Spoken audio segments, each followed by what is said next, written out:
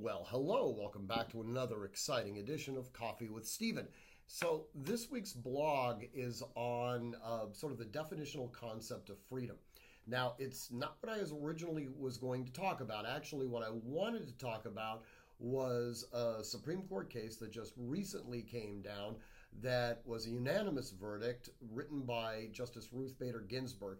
It's an Eighth Amendment case, and it focuses on something called asset forfeiture.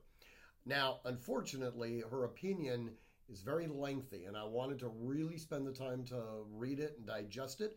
I'm hoping that next week we can talk about it. But for those of our friends that are in law enforcement, this is going to have some major implications on funding and revenue sources for your law enforcement agencies. And for those of you who happen to find yourself on the wrong side of the law, this might actually be a potential of getting assets back. That notwithstanding, I want to read it and get a little bit more familiar with the material before I start pontificating on it.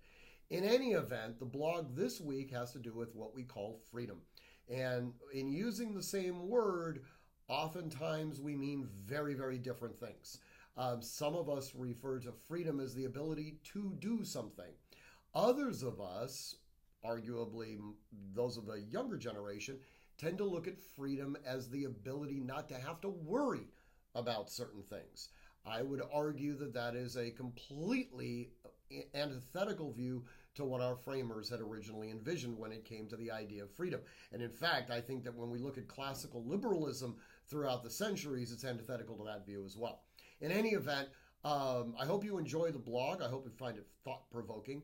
As always, if you completely agree with me, then you certainly can email me at stephen@artemishq.com. And of course, if you disagree with me, you can also email me at stephen@artemishq.com. I want you to be training constantly, training consistently, training repetitively, and training with purpose. And above all else, stay safe. Until next week, when we have coffee again together, thank you for watching and hopefully for reading the blog.